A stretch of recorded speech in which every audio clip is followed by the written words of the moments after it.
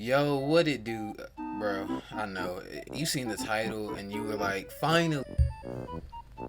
Right now, I'm in the middle of re-examining every piece of FNAF lore the series has ever produced in order to construct a definitive timeline for the series. Or, I suppose, as definitive as possible for the series, considering, you know, it's FNAF. That means that me and Tom and head editor Dan are combing over every misleading teaser, every line of hidden website code, every page of the novels and their accompanying graphic novels, and every questionable skin from FNAF AR from Big Chungus Springtrap to Statue of Liberty Chica, because nothing says America. Other versions of animatronics literally just come from AR. I thought it was like some type of spin-off fan game. Quite like rebranding a national monument with a giant toga-wearing murder chicken shilling for pizza. And our forefathers wept. Anyway, since this is an absolutely massive quest, we've broken the timeline down into 3 core chunks. Foundations of Freddys, the Afton era, and post-Purple Guy. Basically everything that happens post-Springtrap getting torched in FNAF 6. And while that timeline theory is still in the works, we've already made some discoveries. Some big and some small. And it's one of the bigger ones that brings us here today. You see, as we were rewatching all the cutscenes from FNAF 6, we heard this line from the completion ending of the game. Thank you for your participation. There is no need for you to return to work next week, as Fazbear Entertainment is no longer a corporate entity. Oh sure, everyone remembers the whole "don't keep the devil waiting" bit during that ending, but all of us tend to forget what comes after the fire. An acknowledgement that Fazbear Entertainment is no longer a corporate entity. When Henry dies in that fire, the game makes it clear that the company dies with him. But that doesn't make any sense knowing what we know now. In FNAF VR, AR, and Security Breach, Fazbear Entertainment is alive and still very much running. In fact, the company seems stronger than ever, building a giant mega pizzaplex that towers over anything the company's ever done before. So what gives? A dissolved company can't be going around making new games, and they certainly aren't building new 80s inspired animatronics, are they? All of it seems to imply that someone restarted the company between FNAF 6 and FNAF VR. And it was that single, simple observation, my friends, that led us down a rabbit hole I believe may have solved another core part of Security Breach's endlessly frustrating story. First, we wanted to prove to ourselves that this corporate restart was a real thing. Throughout the core gameplay of FNAF 6, if you buy and display animatronics with a high liability rating, you get a chance to experience a fun little mechanic known as being sued. You go through these lawsuits and decide whether to pay a lawyer to fight for you or just pay the listed amount to settle the case. It's a fun, quirky gameplay mechanic that fits with the humor of the franchise. However, there's a detail within these lawsuits that's important. If you take a look at the names at the top of each lawsuit, you'll see that the defendant is listed as Fazbear Entertainment, Inc. Those last 3 letters are important. That INC there means that Fazbear is an incorporated company. It means that Fazbear Entertainment has shareholders, people that own stocks within the company. There are also 2 different types of corporations, S-Corps, which tend to be smaller, and C-Corps, which tend to be bigger. Trust me, you don't really want to know any of that, nor do you need to know any of it for this theory. I just bring it up because it's knowledge that Steph and I have accumulated over the last decade of doing this work as business owners, and I just wanted it to be validated at some point in my life. Anyway, useless business information aside, as we hear at the end of FNAF 6, Fazbear Entertainment Inc. has been dissolved. Fazbear Entertainment is no longer a corporate entity. We can assume that Henry, in his final act before sacrificing his life, dissolved any and all ownership remaining in the company so it would die with him, which is why it's so weird that suddenly it's back. And not just back, but back in a completely new form. In Security Breach, if you check out the Balloon Boy arcade cabinet above the daycare on the title screen. I remember I did a poll and I was like, are we bringing Security Breach back? I forgot. I'm not gonna lie to you. I really forgot. You guys want to see FNAF Security Breach played through on the channel again? Let me know. Because I played through it like months back on PS4 when it was like buggy, and boy, that was so many editing errors, bro. It was so hard. Green, you'll find that the copyright is now owned by a brand new company, Fazbear Entertainment, LLC. Again, those last 3 letters there are important. They stand for Limited Liability Company. Basically, it means that the owners of the business aren't shareholders, but rather one or a small group of individuals that can't be held responsible for the debts of the business. For instance, if the Fazbear business took out a small loan of $1 million but couldn't pay it back, the banks couldn't then approach Henry or William's personal money demanding repayment. LLC members also aren't usually responsible for the co-owner's negligence or wrongdoing. Which again, knowing the history of this company is probably gonna be a better business arrangement. Most importantly of all though, LLCs tend to be smaller, held by one or a few individuals rather than a collection of shareholders. And this actually explains a lot. If you go for the Afton ending of Security Breach, you go down the elevator only to discover the FNAF 6 pizzeria underneath the whole thing. Try explaining that decision to your shareholders. We're just gonna build our new mall on top of that old burnt down pizzeria. That'll rake in the big bucks. How about the fact that we get messages on the Faz Watch from building contractors concerned about building a giant mall over the equivalent of a sinkhole? Again, this doesn't feel like something you'd be able to do if the company had shareholders, but if the business is owned by a single individual, they could essentially do whatever they wanted. They don't have to answer to anyone. In short, there is strong evidence to suggest that someone has restarted the Fazbear brand under this new corporate entity. But who would do that? Why would they do that? Was I just chasing down a lead that didn't matter? No, because I wasn't the only one asking the question. In December of 2021, this book was released, the FNAF Ultimate Guide. Basically your one-stop shop for anything important to the franchise, written by the man himself, Scott Cawthon, and only Scott Cawthon. This thing is robust. It contains every scrap of dialogue, every game mechanic, a summary of every Fazbear fright, and a description for practically every one of the nearly 150 characters introduced. Just in case I play some of these games, you know what I'm saying? Them things be difficult.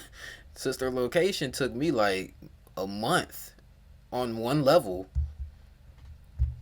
Into the franchise. If it ain't in here, it probably ain't worth your brain space. And if the book explicitly calls something out, well, it's probably gonna be worth a look. And wouldn't you know it, but in the FNAF AR description of the glitch trap virus, we get this quote. The cease work order from the Fazbear Entertainment Office of Legal Affairs seems to indicate that the company at some point becomes aware of the problem and tries to stop it. That leaves one question. Just who is running the company? And it was here that I knew that I was onto something. The fact that the Ultimate Guide felt the need to point it out made me realize that this is absolutely something that we need to be solving. The clues are in place for us. It was now time for us to put it all back together. So let's figure out who's running the show over at the new improved Fazbear Entertainment LLC, shall we? Well, let's consider what exactly that person is doing. First and foremost, they're building a brand new location over the remains of the old FNAF 6 location. That right there is a huge red flag. Why not just bulldoze the whole thing and build a new one? Unless, of course, they know what's down there. Because remember, underneath it all lies the heart and soul of this franchise, Afton. They are choosing to build their new location on top of his literal gravesite. The head of this new Fazbear Entertainment LLC wants access to him. And as we see at the end of the game, it seems like their goal is to bring him back to his former glory. But just having access to Afton's body isn't enough. This person wants more. We know that the head of Fazbear Entertainment LLC has been actively taking an interest in Vanessa becoming head of security, despite her having no qualifications for the position. We know this based on in-game messages. Quote, interview notes. As requested, here are my notes on today's Chief Security Officer interview. While Vanessa seemed eager and bright, she doesn't appear to have any relevant background experience. I realize the recommendation came from the top, but we need someone who's run security for a facility of this scale. I do not recommend her for this position. Based on this email, Vanessa should have never gotten the position, but note that it's marked for deletion. Someone wanted to hide the poor interview performance. Someone at the top. In yet another email, we see this. Quote again, new hire summary, head security guard, no prior qualifications, internal reference, name withheld. The person putting Vanessa forward for the job is trying to stay anonymous. But hold on, why would someone want to hire Vanessa despite her limited experience? Well, the only really special thing about her is that she's possessed by glitch trap. So if someone's trying to bring Afton back, preserving his body underneath the Pizzaplex, it makes sense to get someone into the Pizzaplex who houses the only other part of Afton that remains, his consciousness in the form of the glitch trap virus. But who would possibly want to bring a serious is what glitch trap is.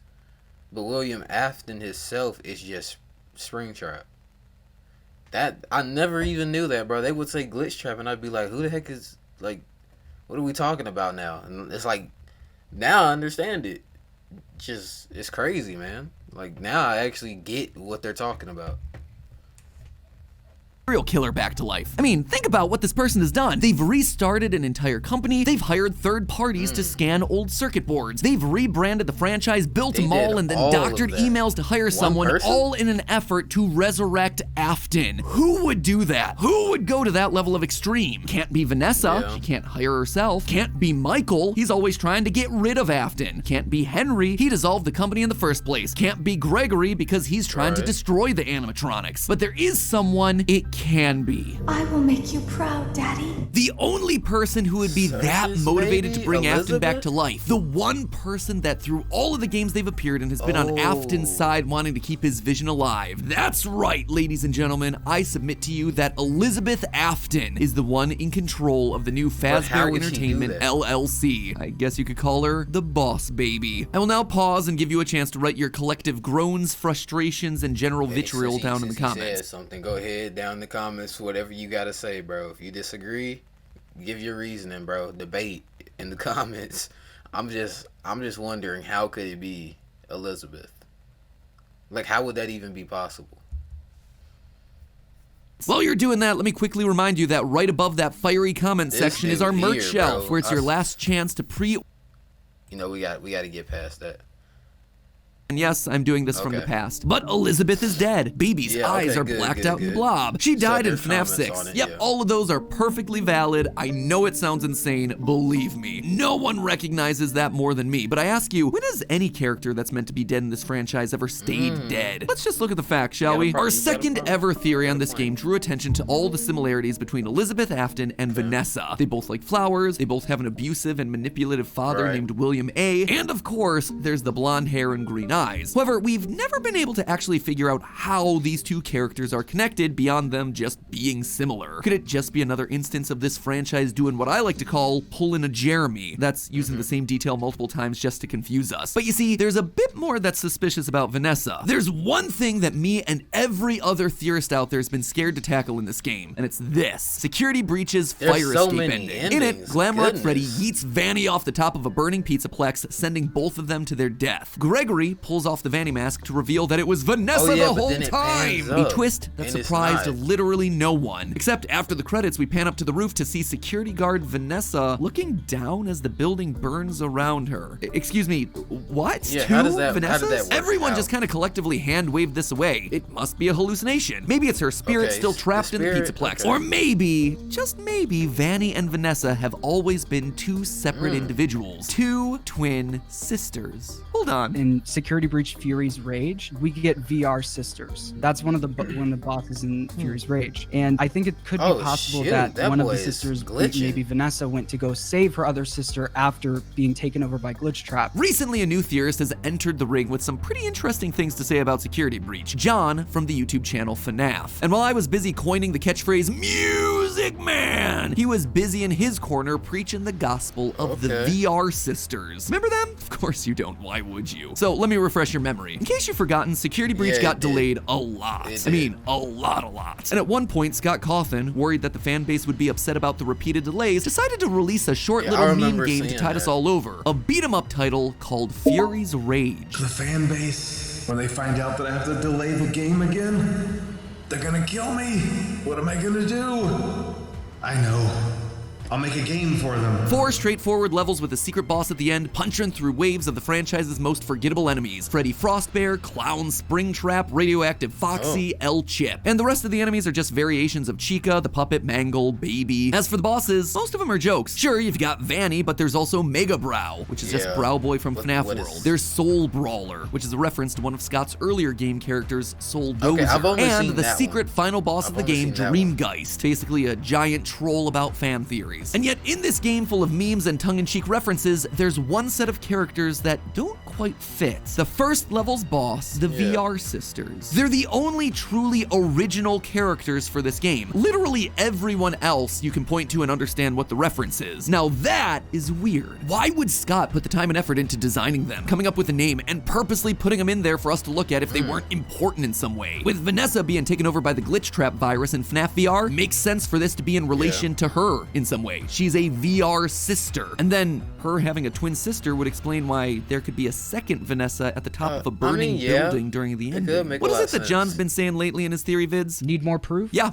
I do. You probably do too. Luckily, I have it for you. Once you get to level 4 of Fury's Rage, you find yourself in some sort of factory surrounded by conveyor belts and magnets holding up humanoid robot torsos. In the end, you fight Vanny and the game ends. But wait, before you get to the boss battle, there's one very crucial detail in the level that everyone overlooked: an orange pod with a female figure sitting inside. I've seen enough sci-fi to know that that right there is a birthing pod, and the figure inside looks an awful lot like Baby from the Fourth Closet graphic novel. That's right, friendos, it's time once again for everyone's favorite segment. Matt Pat uses the lore of multiple FNAF books to explain parts of the game that make no sense. In the Fourth Closet, Baby's origins take a weird turn. She's actually a robot built by Henry to help replace his daughter Charlie after her death. You see, Henry creates a robot for each stage of his daughter's life: toddler, child, teenager, and finally adult. In his mind, this would allow her to grow up with everyone else around her. And this gave us our first confirmed instance of robot kids being a thing inside of the series. Robots that are capable of bleeding, eating, feeling cold. And here's the weirdest twist of them all. Baby is the final adult form of Charlie, which, let's just say I have some strong feelings about. People hate when I talk about the books. The books tell you the rough guidelines or rough rules of the universe. When you look at the books and there's this repeated thing of creators building robot kids, okay, well, apparently that's fair game. And then to take it one insane logical step further and say, not only are they building robotic versions of kids, but multiple versions of robotic kids at different ages, I would say you are insane. That's so stupid. It is a weird thing for them to do, and it challenges realism to such an absurd degree. Yeah. That you're like, yeah, and no one's noticing that this person that they're interacting with and that bleeds. Again, because they bleed in the books, that bleeds, no one is noticing that this person doesn't age, but is still also eating in order to survive, but is also like perfectly passable as a human in every other way, shape, and form. That's crazy. And then the books layer on, and it's also Baby, who is a robot clown. And you're like, that's so stupid. I feel like no wonder people think that the theories that we produce are insane, because it is, but we're just telling you what the books say. Welcome to the books, I guess. What's also interesting is that in the books, it's clear that previous versions of the robot humans don't have to stop working or die in order for newer, more grown-up models to activate. Both teenage Charlie and adult Charlie, aka Baby, are walking around, totally sentient with their own goals and motivations. One wanting to live a normal life, completely unaware that she's a robot, and the other looking to kill children in service of William Afton, bitter because she's a robot. Sounds a lot like the relationship between a certain young security guard and her twin sister Murder Rabbit. Now, while we have no evidence to really support Charlie being rebuilt in the game lore like she was in the books, it does seem like Elizabeth may have multiple sisters of herself running around. In the words of John, who first proposed this one a year ago, it could be very well possible that once Elizabeth died, William Afton not too soon after rebuilt her and built different ages of her throughout the years, just like we see in the books, in robot form. So that could be VR sisters, two different versions of the same person. You know what? I think he's right. At the time, we didn't have the evidence, but now I think he was ahead of his time. Move over, Gregory. There's a new robot human in town, and her name is Elizabeth Afton, and Vanessa, and Vanny, and probably the head of Fazbear Entertainment LLC too. All iterations of the same person from different life stages. All Elizabeth Afton. Some aware of who they really are, and some not. And one of those versions is Ruined DLC Girl. In some of Security Breach's cut dialogue, there are laugh lines that are definitely feminine, but also some that clearly mix in a young girlish tone.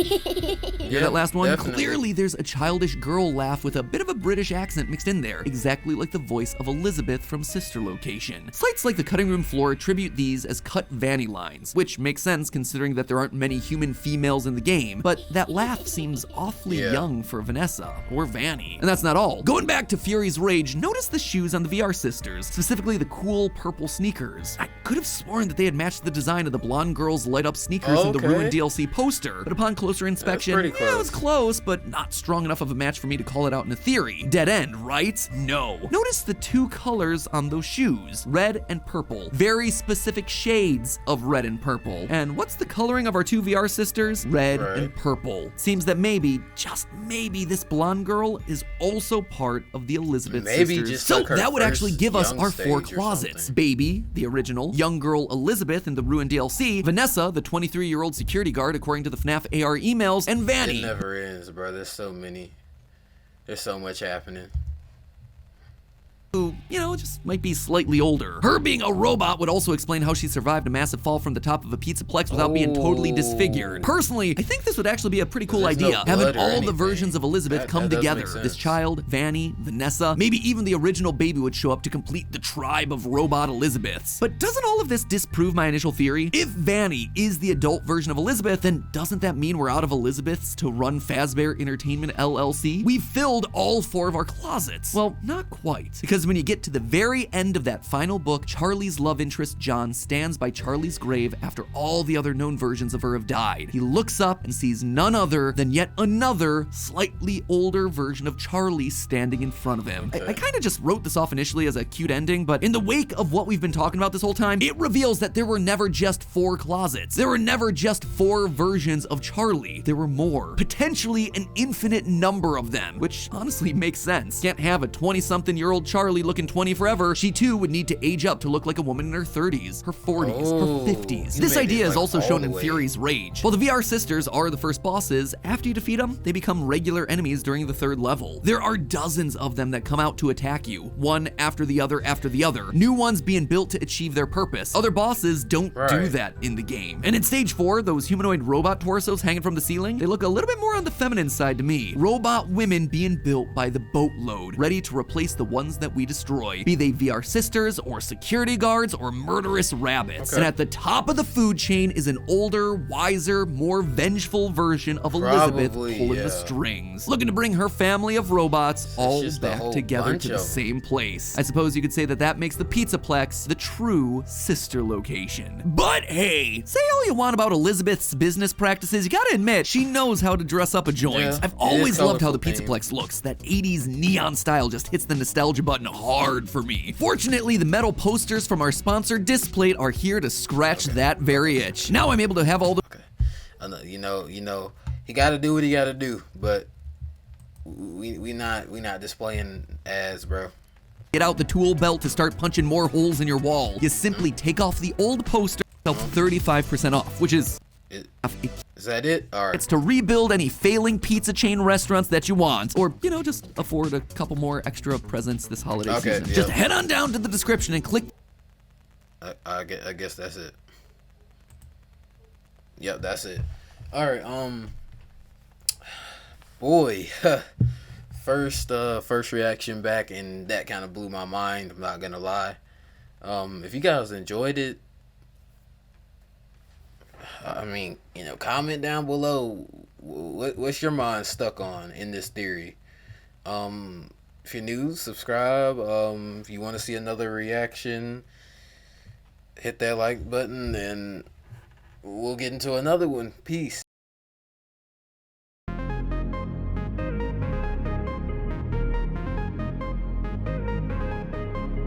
You win. Perfect.